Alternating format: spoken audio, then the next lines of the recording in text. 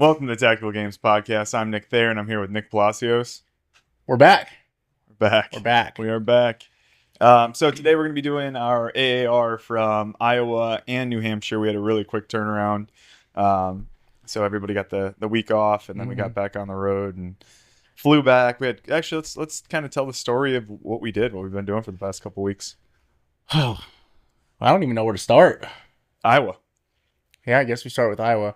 Honestly, the drive to Iowa was actually pretty lax. Like 13 hours. Yeah, Perfect. not too bad.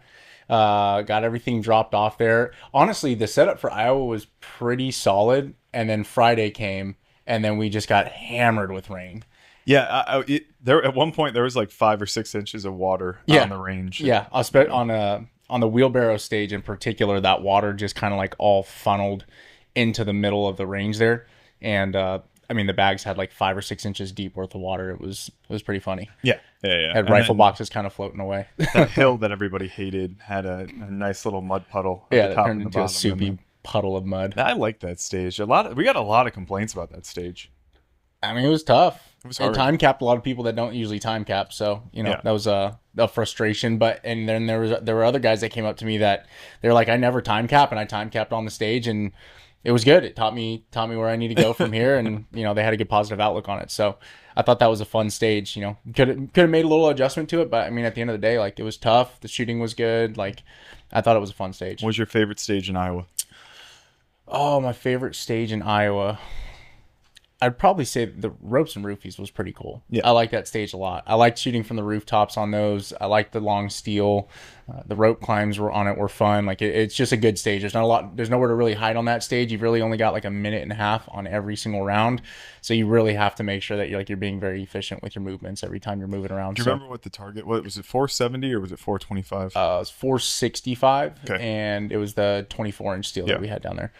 Yeah. So... But that was that stage was great. Kurt blew through that stage. He absolutely smoked it when we tested it. And the wheelbarrow stage was really fun too. I liked the wheelbarrow stage a lot, especially on the gravel. That was just super defeating. Yeah. So you start off pretty decent on the on the pavement. I'm sorry, on the concrete, and then as soon as you hit the gravel, you're like, "Oh, this is gonna suck." and there was like a bowl there too, so you were going uphill coming out and uphill coming back in. There was no. it was super soul crushing, especially like on the way back, because you have to do that little lip to get up for maybe, I don't know, like 10 feet or something like that, or 10 yards. And it's just that last little hump to get over back into your lane. Right when you're tired. Yep. So that match, running through stages, most people started Saturday, or half the field started Saturday with a run. Yep. The other half started Sunday with a run. Then stage 1 was the Ranger PFA. Ranger PFA was a cool twist. Yep. We actually got a lot of good feedback from that. It was cool to do that. I really... well, I don't want to say I enjoyed doing it, but it was tough. But you did it. It was tough. And the run there was about 2 miles, just shy of 2 miles, but not on a flat terrain whatsoever. I don't think that there's more than like maybe 50 or 60 feet of that run that's flat. Yeah, it's all undulating. It just moves back and forth. Undulating, yeah. All right. Yeah. I think that's the right choice. I don't know. Right choice of words. I don't know. We're going to roll with it. We're going to roll with it. Yeah, that's my word of the week, guys. Undulating, rolling hills is what I would have called it. But we were undulating. I'm going to use that on podcast. It's a good one. So we went from the PFA, or from the run to the PFA, from the PFA. I don't remember what stage 3 was. So we did the run, and then we had the 2-gun. So it's tick 2-gun. And then we did trafficking, which is the wheelbarrow stage. We had rifle speed plates, ropes and roofies. Epstein didn't cow himself. Yeah. Big tuna, and the missing minute. So the run. Yeah. Okay. I think my favorite. I liked the 2-gun stage in that one a lot. 2-gun stage was fun. It was when we shot it. It was really tough to kind of find the steel. Yeah, because it was out in natural terrain. It was rolling hills. It was really cool. 2-gun stage. Started with rifle plate rack, and then you transitioned to a barricade, and then it was 5 steel engagements from like 120 to maybe like not that far. It wasn't out to 2. It wasn't quite like 200. 180 or 190. But we were shooting 4 and 6 inch steel. Yeah. So we made it tough. Yeah, and then we transitioned to another barricade that was a tougher barricade that if you dropped down into a kneeling position or a single leg position, you couldn't see 2 of the targets. You actually had to stand and brace, and that was fun. And then you transitioned to some pistol. Pistol was pretty quick. on full-size BCs, and then you move down to the charge line, and the charge line was a pistol spinner. Mm-hmm. And then what did we measure that plate rack at? Like 35 yards. 35 yards? That was a tough shot, and that ate a lot of people's lunch. It did, for sure. Because, I mean, you're looking at, what, 6-inch plates at 35 yards? Yeah. So it was a tough stage, for sure. Yeah. I thought that was a good stage. I did like ropes and roofies. Epstein didn't cal himself, I thought was a good stage, too. We had some complaints about that, just about people gaming it. And what we did there, and this is actually Jared on the Day One Perspective podcast had talked about a stage that we had done previously where we had a time frame that didn't necessarily allow for people to work to their full capacity. Mm-hmm. So that, we brought that in, and we had 3 minutes basically where you had to start with 3 bags over bar. I think it was at 200 pounds for men's elite. And then you went to the ski erg, and you could do whatever you wanted for the remainder of that time that you had available. You had to get the 3 reps to get started, and then it was ski erg calories for as long as you wanted to do it. And then for shots, you had 1 point for every pistol hit that was done on that stage, and then 2 points for every rifle hit. I think the loadout was maybe 10, 12. On the loadout for that one, I want to say it was 4 or 5 by 10. Yeah, okay. Yeah. So realistically, you had 30 points worth of shooting available on every one of those, and we did 5. Was it? So you were shooting 4 rounds. 4 rounds is right. Yes, because we were shooting on the small barricade on that one. Yep. So you were doing the top port and then the 390s. I think it was actually 5 rounds. I think it was 5 rounds because we shot at 5 circles. That's right. That was the rifle and the pistol target. Yep. Yeah. So we did top, left and right, and then the 390-degree ports. Yeah, and we shot that in the 2.0 barricade. Yeah. So it was only like a 50-yard shot, but it was a 90-degree canted shot for a rifle on a very tight target.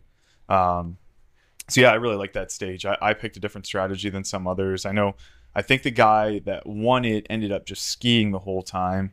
But then the question comes down to is how much have you fatigued yourself extra in order to get that win? And then can you if you could have, say, saved yourself working 150 calories by shooting, that's a lot less work that you would have had to have done. Yeah. I spaced out there for a second when you were talking about the loadout because I was trying to think of like what we could have done differently for that stage. And usually we never do penalties for point stages, but I would have liked to see like a penalty for every round not fired. So like, say if you just chose to not shoot at all, every round you didn't choose to shoot would be a point deducted off your score. No, I don't think there was much wrong with it. I think that the only thing that we could have done to maybe increase the opportunity for the shooters is increase the points that you got for a successful hit. But overall, complaints or not, I think it was a cool idea. I think it was a cool concept, and I think it's something we'll do again. Yeah.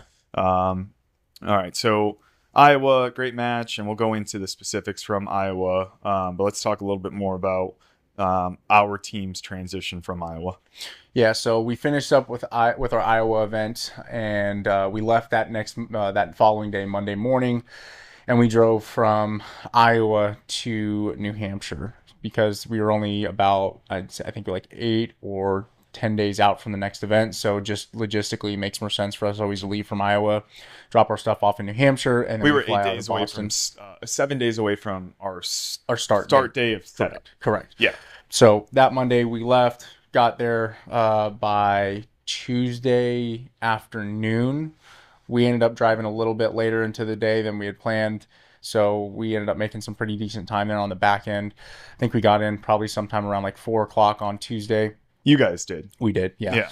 We did. You guys did. I remember I went to sleep and Travis started driving, and I remember waking up. This is Monday night. Yeah, this is Monday night. Yeah, the day after the event. I wake up at like 4 or 5 in the morning, and Travis is like just pulling over, and I was like, "You've been driving this whole time?" He's like, "Yeah, I'm pretty exhausted. I think I'm gonna go to sleep." So he like just pulled over at like one of those.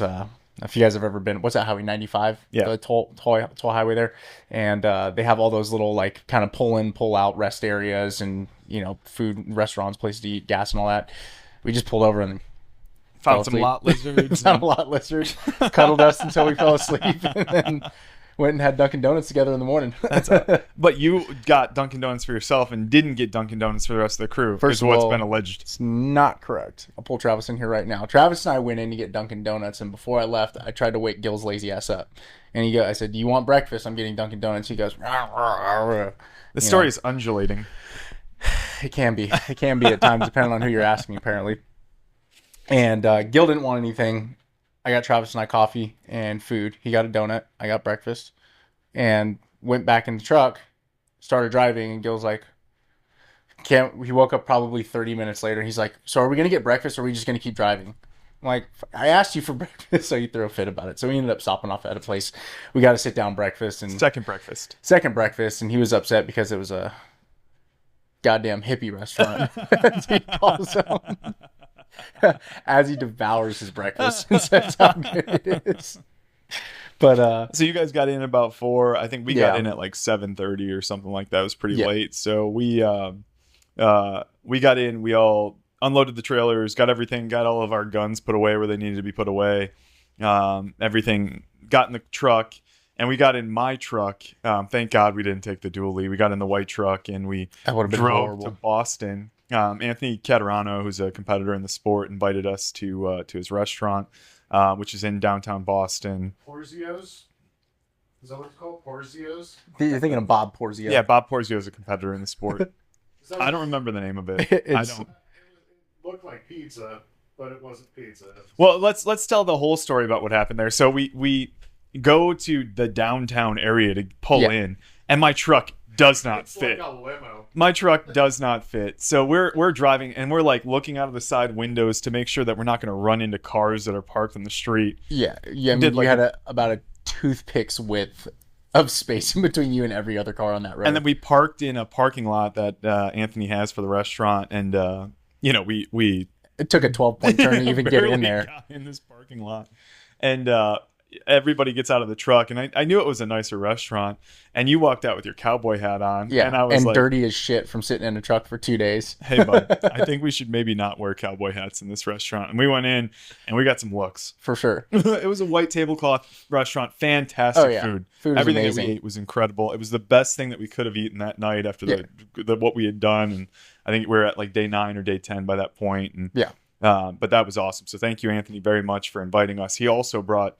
tacos out for everybody. Friday of check-in. Amazing food too. Like they had just freshly caught the fish earlier that day. It's ahi tuna. Made some like really nice tacos and brought those out. I mean, they probably brought a couple hundred tacos for everybody. I think he said he brought 200 or 300 out for everybody at check-in. Which it was extremely nice of him.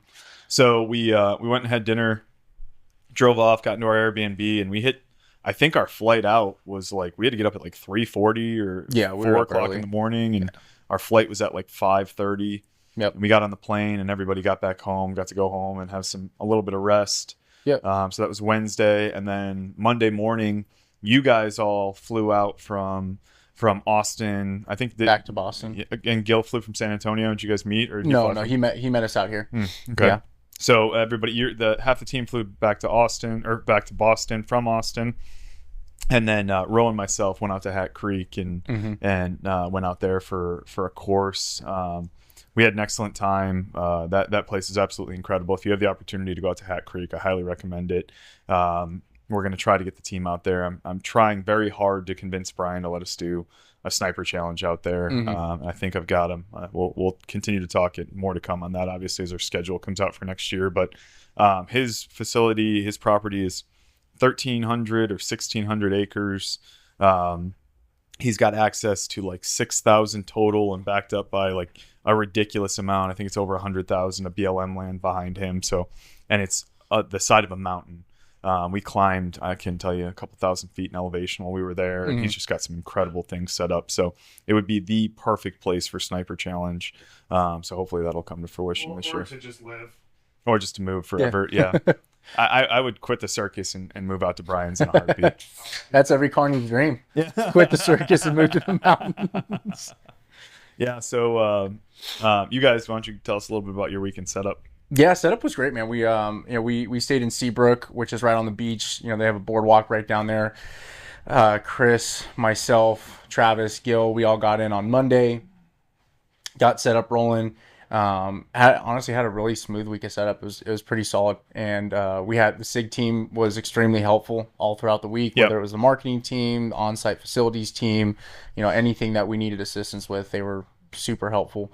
So it was great to have them on board with us all week, helping out with setup and everything else that we needed, adjustments with, whether it was for parking, signage, just prettying up the range, things like that. Like anything that we needed, man, they were on top of it. Yeah. So that was great. And then the rest of the carnies got in on Wednesday, Thursday, and it was very cohesive, man. Like everybody was just lockstep and key all week for setup. It was really fun. Thursday we had a good smooth day of vetting. Sean came in the night before. He helped us get all the stages filmed and vetted, put together a great video for that for us, and also like helped us out with setup and everything the rest of the week, which was great. And then Friday we had athlete check-in. We got that knocked out relatively smoothly. And then really just getting prepped for the event from there. We had gotten all the ROs together. ROs got everything knocked out that they needed to for their stages for the day before. So coming into Saturday, there's always like that little bit of worry going into the beginning of the day. And Saturday started, man. It was one of the smoother mornings that we've had. Usually there's like a lot of different things going on, and you're trying to make sure all the volunteers know what they're doing. But it seemed like everybody just had everything dialed in from the jump. So it was a good way to start the weekend for sure. So, okay, go. We'll go into a little bit about the match over the weekend. So, talk through some of the stages that we did. Yeah, so starting off on stage 1, we had the O course, which was one of the cooler obstacle courses that we've had the opportunity to be able to put on, just because of how long the course was and just like how well it was built. So you start off going across the pond there, which is pretty nerve-wracking for a lot of people. How far would you say that was? I'd probably say it was yards? somewhere in the realm of like 50 or 60 yards. Yeah, okay. Yeah, that's what I thought. And you were seeing people go across it in as short as like just over a minute, and as long as 3, 4, 5.5 minutes in Lauren Cleel's case. Sorry, Lauren Cleel. Sorry, Lauren. And then you just kind of rotate in a clockwise fashion around the pond there. We had some high bars. We had some balance beams, like a rock jump that was pretty cool. Tire wall. The balance beams, there was some pretty tall balance beams. Yeah. They were like monkey up bars to like 10 feet tall. Yeah. They were pretty high. Monkey bars. Monkey bars surprisingly ripped up a lot of people's hands. I wasn't expecting that. That's why the terrorists train on those. That's why they're so good at it. Thank you, Ro. Our senior terrorist correspondent. And then after the monkey bars, you do one more balance beam set, and you finish like this wall where you kind of traverse. It's almost kind of like you're bouldering on the wall. It was cool. And so that was our first stage of the day. From there, we went to leg drop from the tabletop. Rest in peace, Hulk Hogan. We had a bunch of names named after Hulk Hogan and Ozzy this weekend, so they're good names. I thought they were pretty funny. And so we did leg drop from the tabletop, which was a new implement that we built. Yep.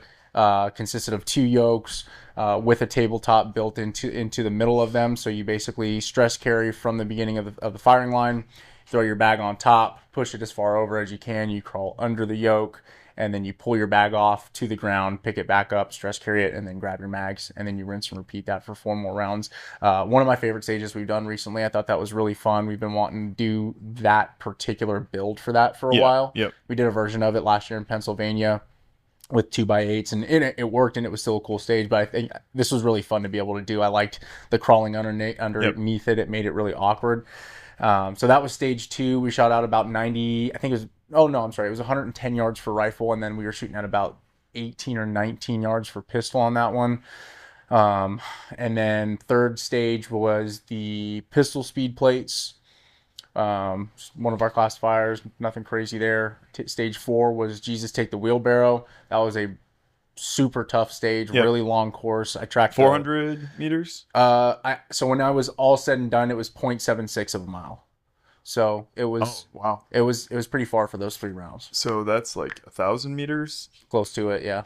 Or no, 1,200 meters. 1,000 meters would be 0.6. So yeah, you're looking at like maybe 300 and change every lap. Wow. Yeah. So went lighter with the wheelbarrow, but we were going much further with the distance on that, so it was appropriate. I think the weight was appropriate enough. I saw enough people dropping it and trying to throw the wheelbarrow as far as they could, so I knew we did pretty good with the weight there. That was always funny to watch. And you finish that stage. Once you finish a lap, then you've got a standing rifle, standing pistol shot with a fatigue grip on that, so made it a pretty tough shot. I think we were shooting 35 yards for rifle and pistol on that one, so really fun stage, tough shooting on that one. Definitely tested a lot of people's pistol shooting on that stage in particular. After that, we did the TAC-2 gun stage, which I think was one of my favorite ones we've done this year. Really fun, just tons of paper between 3 bays. First 2 bays, you shoot rifle, lots of different walls, barricades, through ports, made it very technical, made people have to actually think of a good game plan and remember like where the targets are at which positions, how many there are per bay. So it was cool to see different people's game plans with that and see how that ended up paying off. And the final bay with that was a bunch of steel with a few 45-degree targets for on paper in front of a barricade there. So super fun stage. Again, real fast. I think fastest time we saw on that was about 44 seconds.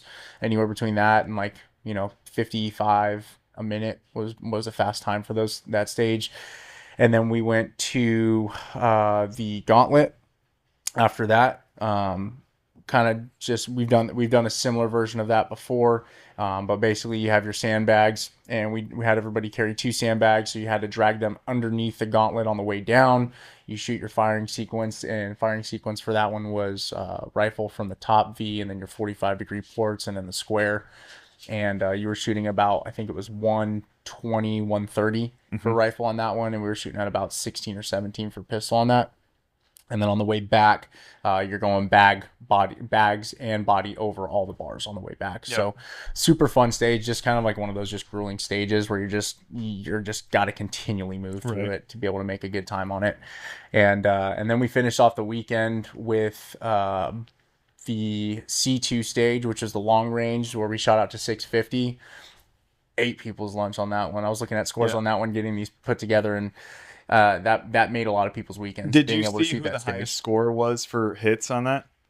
I know who it was. I wanted to say it was Mike Palmer. Oh, he had a pretty solid score on that. What did he have for hits? I want to say it was like his overall score was in the high 2s. Okay.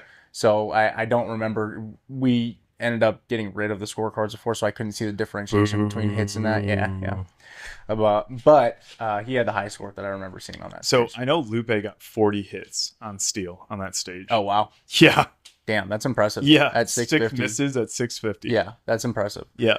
That was a fun stage. That was pretty much the same stage we did in Reno, but we just had 250 extra yards to play with on that. So super fun. And then you went immediately after that. I think you had what did we give, 2 minutes? 2 minutes. Yeah. You had a 2-minute rest after doing so basically you were biking for a minute, shooting for a minute, rinse and repeat for 6 rounds. And then you have 2 minutes after that stage finishes to get on your strength erg. And then you're doing max effort for 90 seconds on the strength erg. And we did the leg press. And that surprised everybody. that video. So Greg, Concept 2, Greg Hammond from Concept 2, he took just iPhone video, and it was absolutely incredible footage of people's pain faces. Epic. And they were just everybody was just eating shit the whole time. And that was one of my favorite videos that we've put out. Oh, it was so good. Paul's face. Poor Paul. Paul's face on that was so funny. So all 4 of the Gross brothers jumped up to Elite and competed in Elite that weekend. That was cool to see them do that. I think Chad podiumed. No, he was Chad was 1 or 2 points away from podium. Yeah, okay. And it was that last stage, that C2 stage, which is what helped Mike out. I think Mike took first place on that stage, and that's what did it for him. Awesome. Okay, so after that, we had a pretty uneventful drive back. I had an uneventful drive back. I didn't drive back. I flew back to make sure Amanda had somebody to take care of her, a caretaker. And you guys drove back. I think half the crew had 0 issues, and then the other half of the crew, being Ro and Travis, had all the issues. Some catastrophic malfunctions, and ended up taking a 2-day trip and turning it into almost a 6-day trip. So sorry guys that happened to you, and it is part of the game, but it's an unfortunate thing when it happens. It happened to Ro twice in a row. In less than a month. Yeah, it did. It did. That was 2 events in a row. That was honestly, it couldn't have happened to a better person. You get used to it, and you're like, okay, well, I know what I'm in for. I'm gonna be sleeping in some shit ass town. Sorry, the next joke.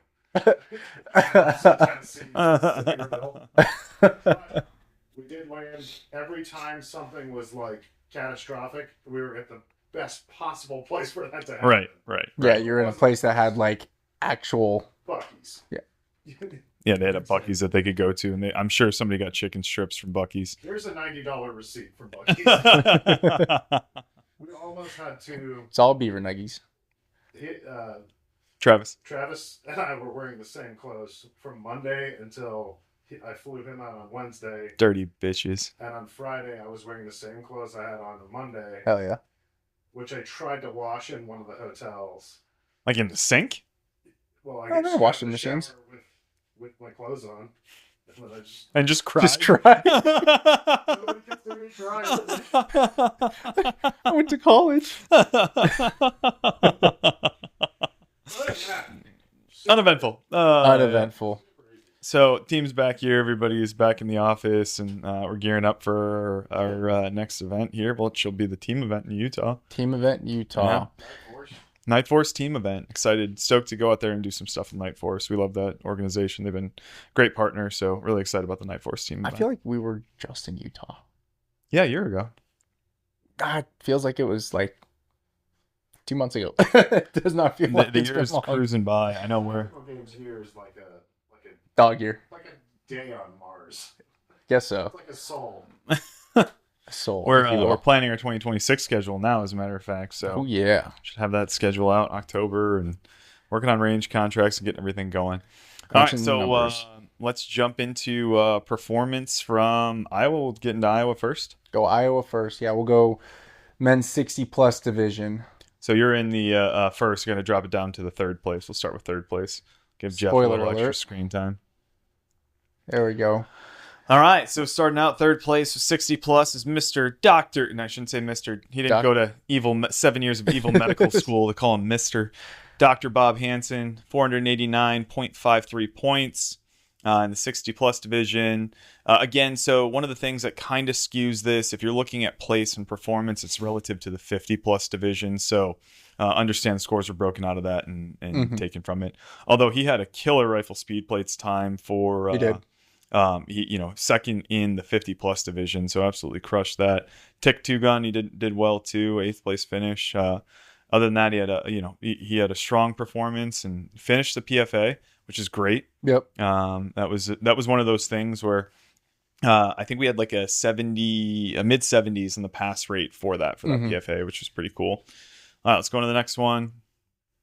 Jason Poindexter. Jason Poindexter. Sorry, dude. Poindexter is honestly one of my favorite competitors. He's always got a smile on his face. He showed up in leggings one time, like tights. He always wears the coolest hat. He's always got a cool hat. Big old hat. Yeah. And he's got an old school, that's a legacy GTI shirt. That's 2020. It's one of the first events I ever did. May 30th, 2020. That was one hell of an event there. Poindexter did very well on all of the stages. Third place in rifle speed plates, really close behind Bob. 93% on that one and pulled in some extra points. Big Tuna, he had a great finish, 5th place with those. Looks like 28 misses on that one. Ranger PFA, he finished as well. So it was a good performance from Poindexter. And then the king of the 60+ division. He might be the winningest 60+ athlete now at this point. The Ironheart. Jeff Craddock, 511.82. Second place on Epstein didn't count himself. Oh, yeah. Missing minute. I mean, he did very, very well. You got 5th on rifle speed plates, only a second behind. Well, second and a half behind Bob. Yeah. Taking second on there. And then 2 7th plate finishes. I mean, really consistent effort throughout the weekend. Is it too early to call a 60+ winner at Nationals? Probably. I would say it's probably going to be Jeff Craddock until the one John that got the division started and then comes out there and actually creates or is the winner in the division until John ages out of 50. That's Jeff's crown. All right, let's get into 50+. Darren Kane. I ask this dude for his ID every time he comes because he does not look like he's over 50.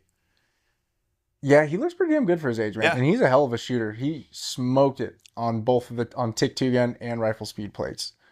So win on rifle speed plates, 20.13 seconds. Got 50 points there. Ropes and roofies, again, another shooting heavy stage. That was about your cadence that you could keep on pistol and rifle. You had a penalty assessed for any miss. And the penalty was work. It was a work penalty. Yeah. So if you missed your plate, you had to go out and do, I think it was a 6-foot bar. And for these guys, I think they had a 60-pound bag. They had to get over that 6-foot bar. Yep. Big Tuna, he's got in the 92 points there. almost 93 points in trafficking, 100 points in tick two gun. I mean, he's clearly a shooter, and that has a high level of fitness too. So Yeah, great very job, consistent. Chad Smith. 1 point separation between them two. Really? Yeah, 623 and 624. Gosh, winner on ropes and roofies. I mean, that's probably the point difference right there. Yeah. Look, he's second place in the first three. Crushed the PFA. It looks like. Missing minute was third, first. He's only got 2 finishes outside of the top 5, and that was rifle speed plates and big tuna. So great job that weekend, Chad. And the winner, Lee Earl. Earl 650. Rugland. Is it Earl or Lee Earl? It's Lee Earl. It's probably Lee Earl, and I say it wrong, but Earl is how we're going to go with it for now until I'm corrected. I'll correct me next time I see you. 4 first place finishes. Yeah, on shooting stages. I mean, he performed very well, and the run. Earl's an incredible runner. Yeah. I think he might have had the top time on the run out of all the divisions. Besides the elite division, they ran a different course. Yeah, I'm pretty sure he did. Yeah, he came in, and I looked at my watch, and I was astonished at how I think he was like 9:30 on a 2 minute on a 2-mile run. 581 would have been 921. Yeah. Yeah. And again, undulating hills. He did don't fact check that. Very, very, very good. Very good. And ropes and roofies crushed it too. Just less than a point behind. Ranger PFA too. Yeah. 9 and change there. Yep. Very impressive. Let's get into our 40 plus. Our very own Chris Broll. Texas's very own. Back on the podium. Chris Broll, first place in Big Tuna. First place in Epstein Didn't Cal himself. Is that right? Mm-hmm. No shit. Yeah. Let's go, Chris Broll. Yeah, he did great. 22nd in ropes and roofies. This is his first time not in the league, though, right? Yeah, first time in 40 plus. Yeah. The ropes and roofies one was really shocking to me. He got the shit kicked out of him on that one. He must have had some malfunction with his rifle or something going on there. He just doesn't know his holds on his rifle. I got your back, Chris. And if you're shooting 470 and you hold, center mass, he was just floating in the air and guessing, I'm sure. We'll see how this goes. And the run didn't go so hot for him. He had a 10th place finish there, 11th on the PFA. But when you bring shooting in, he did really well. That Big Tuna win and Epstein Didn't Cal himself win definitely put him on that podium. Oh, for sure. Keith Framstead. 571. 570. Even. First place in the PFA for his division. He's got a couple, 4 in the top 5 finishes, 5 in the top 5 finishes, and then a 15th and an 18th. But 15th and 18th still didn't lose a lot. Didn't lose a lot. Tick Two Gun kicked the shit out of him though. Yeah, well, I mean, when you see who took first place, then you'll understand why. Everybody got hosed against his score. All right, let's see our first place winner. Dylan Easley. Actually, I was very stoked that Dylan's been signed up for Iowa, I think, since we started the match in Iowa, and he's had other obligations every single time, but he made it out this time. If you guys don't know, Dylan's a pro shooter and a fantastic guy. He was really great to have around, and it was a very positive person the whole time he was there. Destroyed Tick Two Gun. Yeah, 91 seconds. Absolutely crushed that one. Trafficking, a win on trafficking as well. We've got three finishes in the top 5, but everything else outside of that was pretty close. So yeah, I mean, he was able to pull away. He lost six points and change on ropes and roofies, taking a 6th place finish. 23 points on Epstein Didn't Cal himself at 7th place.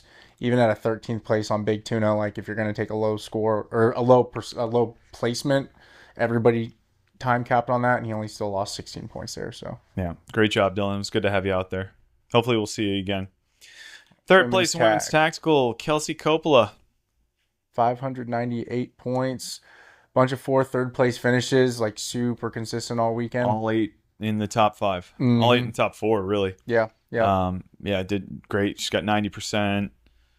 Another 93. I mean, the only one that really kind of got her was the rifle speed plates and the missing minute on the run. She lost about 10 points on both of those. Yeah. Aside from that, really consistent effort all weekend. Kim Herron is awesome. There was no other women's 40 plus that were registered that weekend besides her, so she jumped up to women's tactical.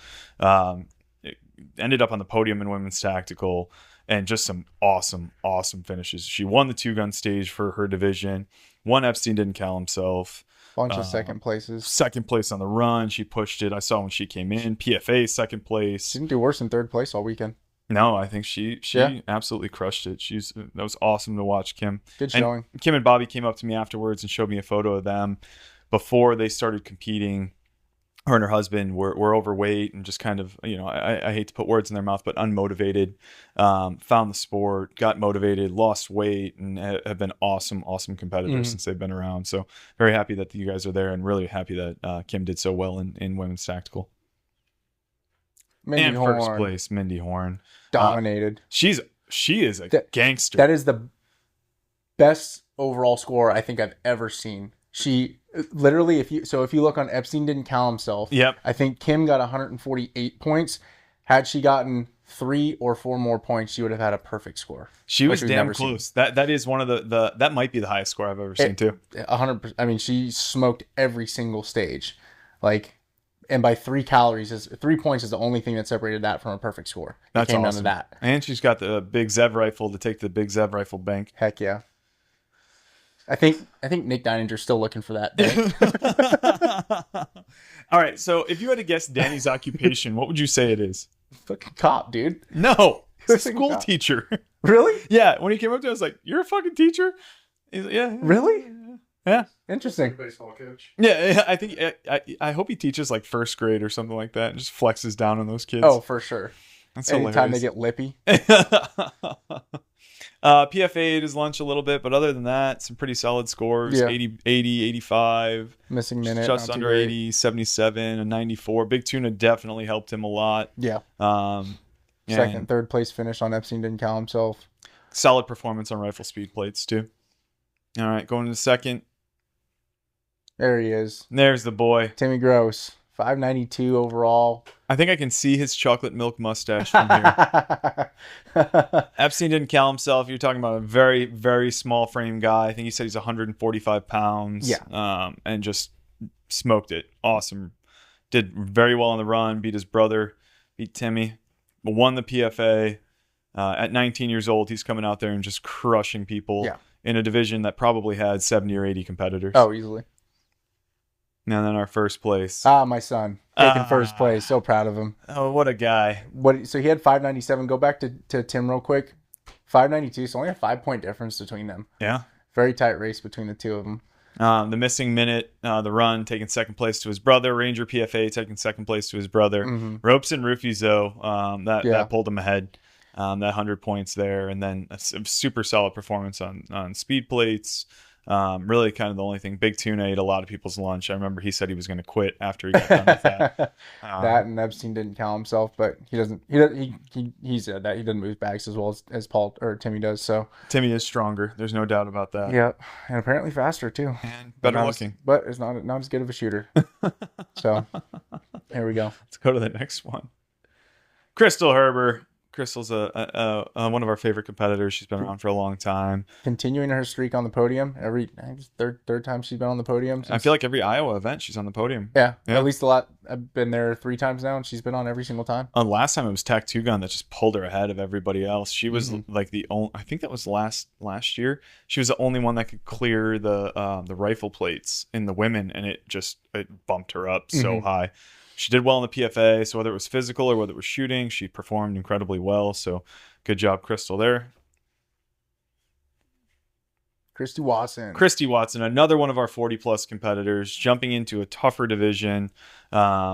She came out to Women's Elite, and Christy is always strong. She's always a great shot. She really did really well on this one. That's took first on Tac 2 Gun. Yep.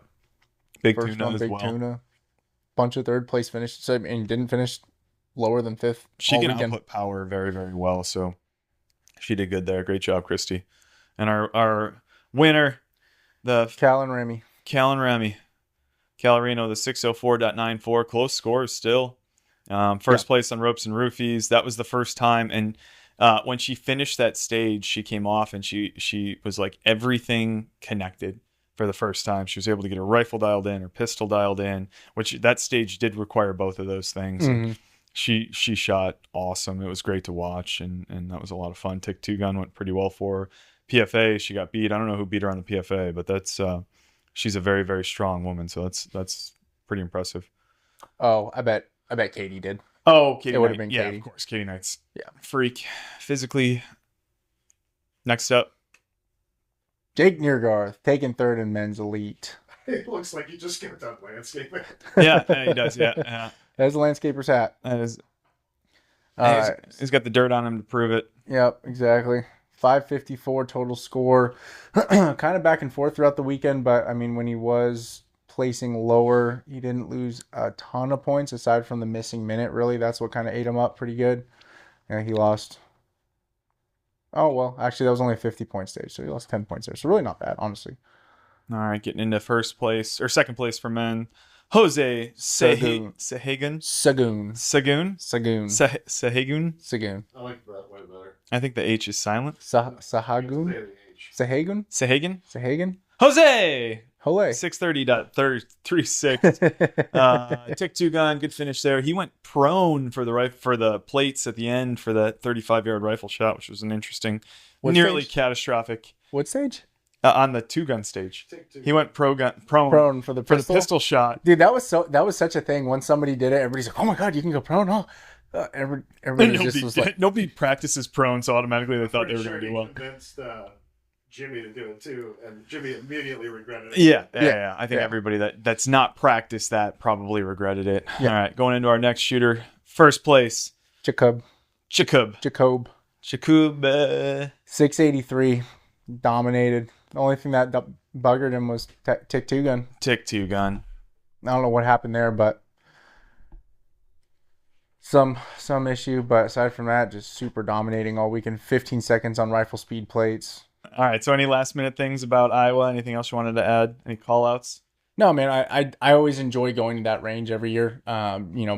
Between the staff that they have on site and Aaron helping manage everything for us throughout the week, they always make it easy to set up there, and they always keep the range very well manicured. And anytime we have a canvas like that that's just clean, it makes for us to put on a good event. So the range is beautiful. Yeah, the range is epic. I just thanks to them and just looking forward to getting out there again next year. It's always a fun event. I emailed Cody today, so hopefully we can get on their schedule for next year, and it works out well for us. So, yep.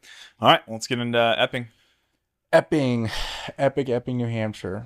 So let's first acknowledge the fact that we messed up 60 plus. The category wasn't opened early, so not everybody was able to get their names in for 60 plus. So mistake on our part. We apologize. And if anybody qualified and wants to be a part of nationals that competed there that was over 60, please send us an email and we'll get you squared away. Yep. So yeah, again, when it comes to New Hampshire, man, that was my favorite event that we've ever done. I think just the range itself, the setup, the stages that we had program, I think it was just super fun. It was a good week for setup. Nothing was too strenuous or like sometimes when we're setting up, it's just like feels like shit's not coming together, but it just felt like everything was falling into place. So it was a really fun time. I enjoyed myself. The SIG team was great. So definitely look forward to getting back there again. So I think what I'm hearing is we need to be there less. We just need to not be around, and things will go much more smooth when we're not there.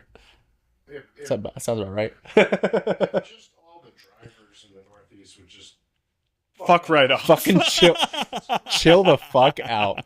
We were assaulted on our drive over there multiple times, sexually too, by Gil. Somebody threw like I don't even know what that you call a bleach bomb at our shit car. Thrown at you. Yeah, that's right. Yeah. I literally was in the left lane passing, and I was going above the speed limit. I was just trying to get around a car, and I could see this guy riding my ass. Like all I could see was his shadow of his car, and it was so close. And then all of a sudden, he pulls up next to us, driving a white molester van, comes up next to us, throws a bleach bomb at our car, speeds off, cuts over 6 lanes, goes on an overpass. Roe's giving him the finger. He's giving Roe back the finger. And then we're all just stressed out after that, and then just trying to breathe and relax and let it just. Why do you throw a bomb at my car?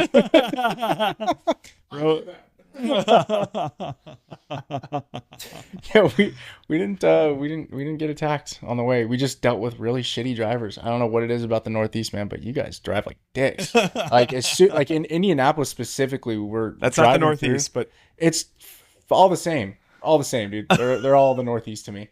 So we were driving through, and dude, we were stopped dead traffic. I'm in the right lane, and there's a shoulder to my right, and there's just cars whizzing by at like 60 miles an hour, just basically like fucking everybody off. Like it was, people drove horribly out there in particular, and we're gonna get some hate mail after this. Drive better, do better, do better, do better. Getting into Epping, New Hampshire, we've got 50 plus. Jason St. Pierre, 576.97. Didn't bother to stay for awards, so I don't have a photo for you, man. So got a turtle for you.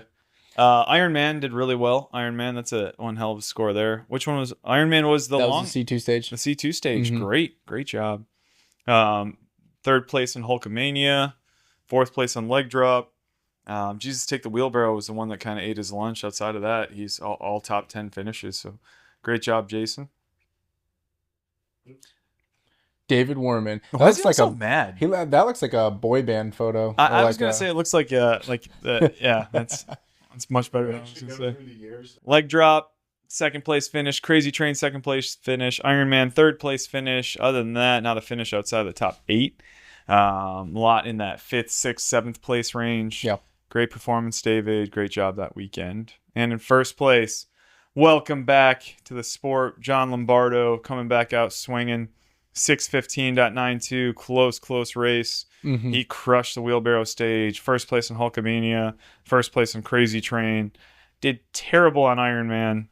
We got worked on that stage. And Cal, brother, got worked on that one as well. 155. Oof. But those first place finishes really helped him out. John's been in the sport, I think, well before I was even involved in it. He's been around since the beginning, so very glad to have John back out there and competing. I think we're going to see him at nationals too. That'd be awesome. On his arm with a Sharpie. What was that? A dog? That's his company or his. He's sponsored by the. I honestly don't remember the name of it. All right, Aaron Woolley taking third place in women's 40, 598.61. A lot of first and third place finishes. I mean, 1, 2 fifth place finishes, but even then didn't lose a ton of ground. It was a really good performance for the weekend. Super consistent. That second place in Ironman was definitely far behind the first place, but other than that, I mean, and the 5th place on Two Guns One Tory, but she shot well and performed very well across the weekend. Good job, Aaron. Jess Bolton, 6:04.58. A lot of second places, couple fourths and thirds. We got a 5th on Kale brother. Good consistent work all weekend though. Did well on Two Guns One Tory and Crazy Train. Good job, Jess. And first place, Becky Wagner. Queen of Cougarville. Shout out to Becky Wagner for helping my wife through ACL reconstruction, and she's been a very, very great one to help her out, to help Amanda out. So thank you, Becky, for everything that you've done for her. She sent over all of her stuff for her horse's leg problems. Yeah. This usually fits a horse, but it'll work for a human. Ivermectin. Leg drop, first place. Pistol speed plates, first place. Jesus Take the Wheelbarrow, second place, but 94%. Two Guns One Tory, first place. Crazy Train, first place. Iron Man, 5th, and Kalia Brothers, 2nd. And she won a 211 too. And she won a 211. Yeah, that is right. She won a 211 over the weekend. We had a side stage at the event. The side stage was, I think, just a plate rack. Yes, you have 10 rounds in your mag, and you have 6 plates on the rack, and you just have to shoot it as fast as you can. Yep. So we had top time for women, top time for men. I think her time was 3:11. 3:1. 3.11. Yeah. And the male winner, I don't remember his name, but he's on the podium on one of these. He's shot 198. 198. Yeah. Super fast. Yeah. Very, very good. All right. Great job, Becky. Nick Kuhfelder. Nick, men's 40 plus. A lot of 5th place finishes, 4th place finishes, a lot of consistent work throughout the weekend. Yeah. He was staying in that 75% or greater on every one of his stages, with the exception of leg drop. What happened there? Somebody must have just smoked that stage if he got second and ended up at 57%. Well, Tim took first on that stage, and he only missed. Timmy. He had 5. Not in men's 40 plus. Szymanski. Oh, yeah, Szymanski. He had 5 misses on that stage. He has 48. Yeah, that'll do it. That'll do it. Yeah. Okay. Final time. So he's got 1,100 on that one. We'll check out Tim when we get there. Going on to second place, Josh Zekman. one of the SIG cadre. Josh, I've met many times before. He competed a little bit last year. Been out with the SIG team many times. Josh is a great guy. So it's cool to see a lot of the staff from SIG competing this weekend. I think we probably had 10 people that were out there from SIG, whether it was the Academy or SIG Sauer proper. Great to have everybody out there competing. Solid finishes all the way around. Congratulations, Josh. Shot a 1565 on speed plates and still took third. That's pretty impressive. Dr. Tim Szymanski. And Mr. Ken. First place, Hulkamania. Yeah. Wow. 631. Yeah. Wow. He blew through that stage. Wow. Second place in Jesus Take the Wheelbarrow. Second place in Two Guns One Tory. First in Crazy Train. First in Ironman. Ninth on Cal. Yeah, brother. Yeah. 27 miss. Only had 27 misses on Crazy Train. That's not bad at all. 25 misses on Jesus Take the Wheelbarrow. He did phenomenal. And 5 misses on leg drop. Great job, Tim. Must have had some issue on speed plates because usually that's Tim's jam. So curious to know what happened there. But either way, I mean, dominating performance. All right. At first, I thought she had a Speedo on. Now I see that that's actually part of her shorts. Yeah. Yeah. Same thing. When I put that together, I was like, those are shorts. Okay. All right. Cheryl's awesome. Cheryl's she's a law enforcement officer. She's been really cool to have her on the sport. She's been around for a couple of years now and it's doing great. She started out not so hot and she's been putting a lot of work in and gotten stronger, gotten better at shooting. I mean, clearly she won Hulkamania, third place on leg drop, third place in pistol speed plates with a 52.16. We'll need to. Not great. Not great. Not a great time. Not a great time for 12 shots. We'll work on that one. Take that one home. Rework that one. It's okay. Jesus Take the Wheelbarrow. Very, very close in second. Two Guns, One Tory. 120 seconds. Looks like she's got a couple penalties assessed there. Crazy Train, second place. Iron Man, third place. Cal Yeah Brother, second place. Great job, Cheryl. Kelsey, second place. Back on the podium. Kelsey, back Two events in a row. Yeah, 2 events in a row. Did better. She was in third in Iowa and second here. Making progress. Good consistent performance all weekend. Couple first place finishes on the 2-gun stage. Actually took first place on the 2-gun stage. That's awesome. First place on Jesus Take the Wheelbarrow. Leg drop took second. Speed plates took second with 30. Wow, geez, who? Oh, I was probably Dana who took first place on that. That would be why. What's that? I was just looking at the percentage. At second place, she got almost 50% on pistol speed plates in second place. I'm guessing there was a time that was around 20 seconds, which is. Yeah. But overall, great performance over the weekend. Good job, Kelsey. Miss Dana Monroe, brand manager for SIG Sauer. I'm pretty sure that's her job. Five first place finishes. Yeah, we'll go with that. But yeah, 5 first place finishes. Yeah, 20 seconds on pistol speed plates. That's smoked the field. 1 and 211. Yeah, absolutely destroyed it. Good job, Dana. Another one of the SIG Sauer. SIG is SIG. Chris is works at SIG. I think he's the product line manager for something, and I forget. He's probably gonna yell at me for not remembering that. Sorry, Chris. Sorry, Chris. You deserve better than that. 1 2 Guns, 1 Tory in men's tactical. Chris shoots a lot of matches at SIG and around that area. Great, awesome range for other matches as well. 13. So this is where we talk about the differences between the men's and women's shooting in the divisions. Pistol speed plates. He got a 13.08 and finished second. I mean, very, very close time. Probably the best one I think we saw was just under 12. I believe so. Yeah. One of the guys at SIG that works at helps manage the facility. He was just hanging around as we were vetting stages because they needed to have one person around just while we had the 211s because they only have a couple ones that they have. So we're all running through pistol speed plates and he's watching all of us go through and he's like, "You guys mind if I try it out?" I'm like, "Yeah, dude, jump out." Pulls out, blows through it in like 11 seconds. Like smoked it through thoroughly. And we were like, how painful was that to watch everybody else do that? He did phenomenal. All right, next up, Zach Hall. I had to flip Zach's trophy around. Zach, you held your trophy upside down for your podium photo. So Should have left it. I had to flip it. So do we have to put on something on there now that this has been created by AI, or what do we have to do? Probably. Yeah. Probably. Flipped his entire body upside down. That would have been, oh my God, next time. Go back and redo it right now. Let's just flip his whole body upside down. Cut. Very consistent. Stayed in the top 6 for almost every one of the events this weekend. One negative performance on Cal Yeah Brother, but other than that, did very well. First place in Jesus Take the Wheelbarrow. First place on Crazy Train. That's what got him in that second place. Yep. Michael Ross. 6:04. Close. Yeah, it was 5 points separating them. Yeah. First place on leg drop. A lot of fourth place finishes. 14th on Hulkamania. But that first place finish on Ironman, first place finish on leg drop, and then staying in those high 80 or low 80s to mid 80s for everything, kept him on there and got him the win. Congrats, Michael. Ashley Hune. Ashley's she came into the sport last year. I think PA was her first event. It was, yeah. And she's been improving drastically. She came in from the CrossFit space, was a CrossFit competitor for a long time, and just got into shooting last year. And she's definitely working on everything, getting better every match, and all third place finishes. I think 1 second place finish. Great job, Ashley. Miss Lupe Hernandez. 6:44. Let's see. Good score. Ironman 268. First place, 100 points. Second place on Cal Yeah Brother. First place on Crazy Train with 28 misses. 2 Guns, 1 Tory. Looks like she had 1 FTN on there. Great time on that still, though. Great time, yeah. 64.94.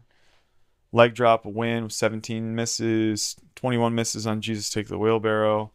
Very, very good. Solid performance, Lupe. Congratulations on the big win. Yeah, I was watching her shoot. Oh, sorry, It wasn't a win on the second place finish because Katie Batiste went out there. Oh, yeah.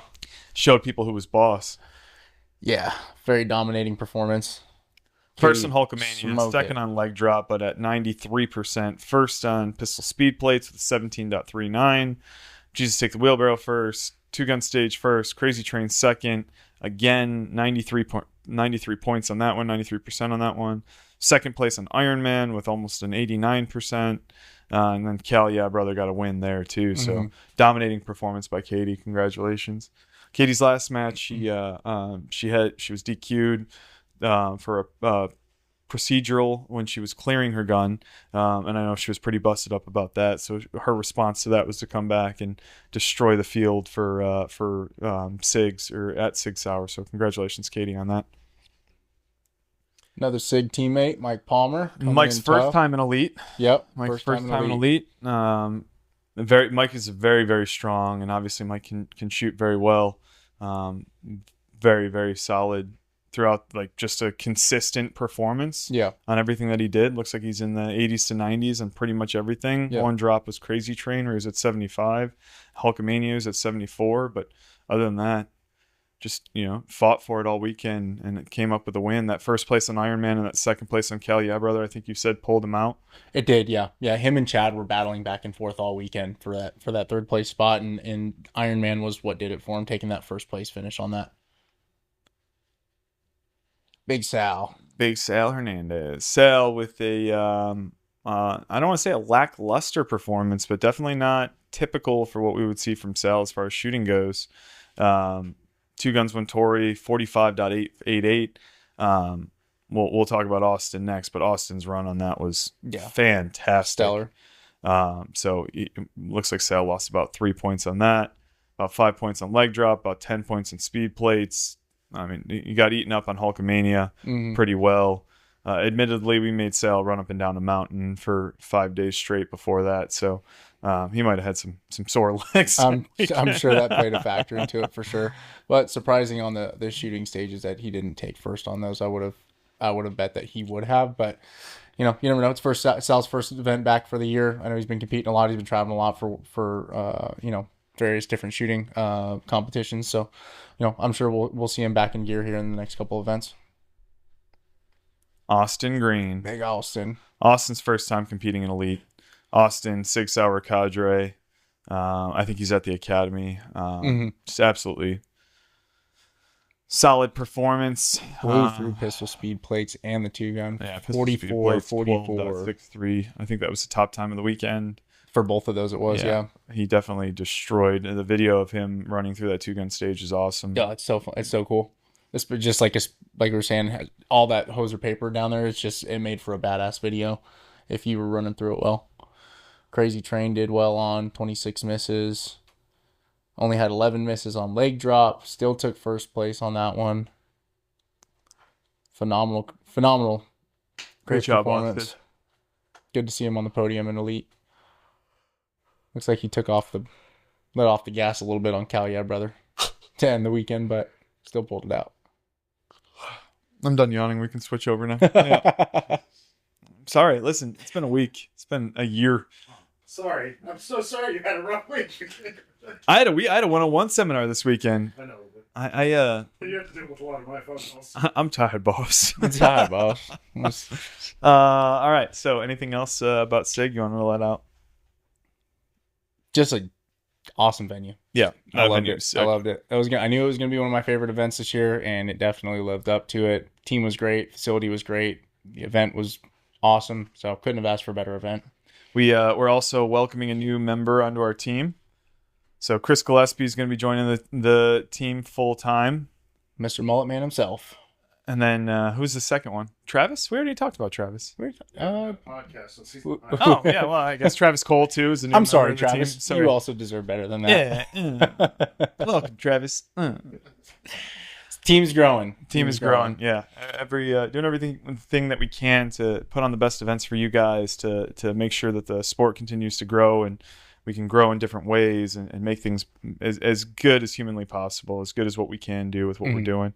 We pick up our circus and we move it around the country every couple of weeks and want to provide you guys with the best thing that we possibly can. And adding members of the team is definitely a big part of that. So it's like a mental health facility mobile. Yeah. Yeah. Yeah. So excited. Welcome Travis Cole and welcome Chris Gillespie to the team. Yep. I don't know. You got anything else? That's it. We'll see you guys in Utah. All right. We'll see you guys in Utah. Have a great weekend. It's middle of the week. Whenever you see this, enjoy the rest of however many days you have. We'll see you when we see you guys.